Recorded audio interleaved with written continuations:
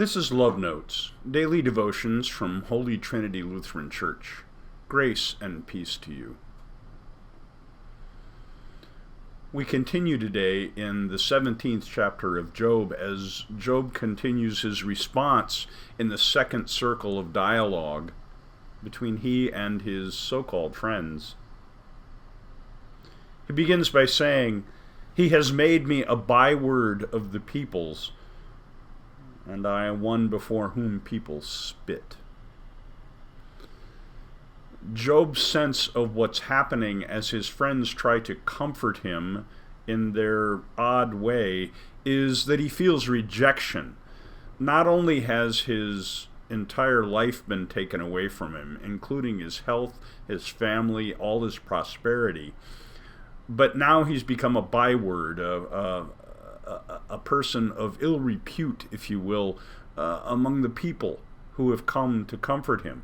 He's become an example of unrighteousness to unrighteous people. He says, "My eye has grown dim from grief, and all my members are like a shadow."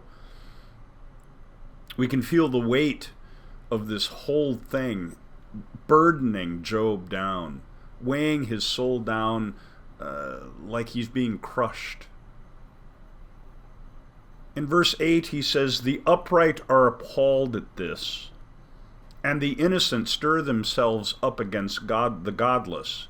Now this is irony, this is sarcasm. The upright are the self-appointed upright, Zophar and Bildad and company. The innocent aren't really innocent, for they're just trying to make themselves feel better at Job's expense, offering platitudes and old cones that don't work.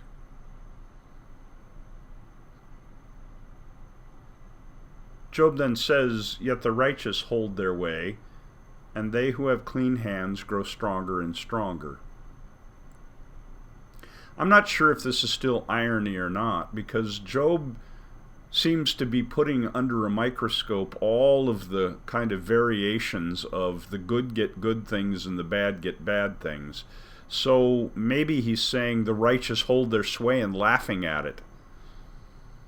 But maybe he has a longer view as well, that things will come around. He says, "My days are past, my plans are broken out off, the desires of my heart, they make night into day." Job doesn't seem to have any hope left, and yet he still continues to defend his cause to a God who will not answer. In verse 14, it shifts slightly. He says, "If I say to the pit," which is the place of death, Sheol, the place of nothingness, separation from God and everything else. "If I say to the pit, 'You are my father,' and to the worm, 'My mother or my sister,' where is my hope?" If those things have given me the only reason for my being, then why am I here in the first place?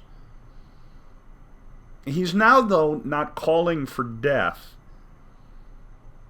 Death would be the loss of hope.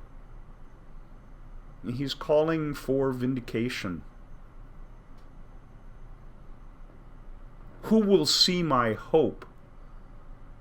It might be easy to read Job and see that, conclude at least, that he doesn't have any hope, and yet Job still sits in the ashes and dust and cries out to God. It seems the hope is a gift that is born of his questioning.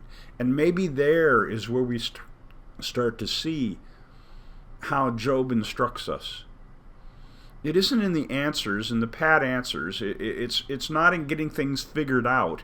It's that we bring our suffering before the Lord and we ask our questions and we do not turn away, knowing that God will not turn away.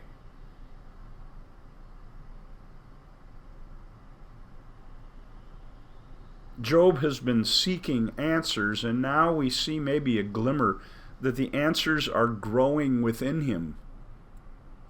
Maybe the struggle itself is becoming something that awakens his inner wisdom and his ability to stand before God in faith.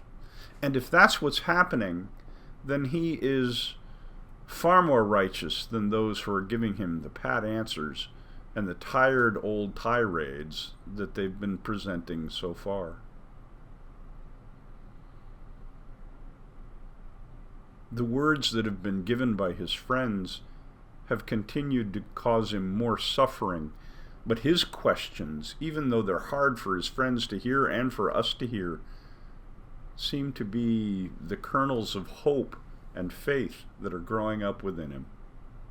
May we have the courage to stay with the Lord, to present to the Lord all our questions, our sufferings, our doubts, so that God may work in us. Amen.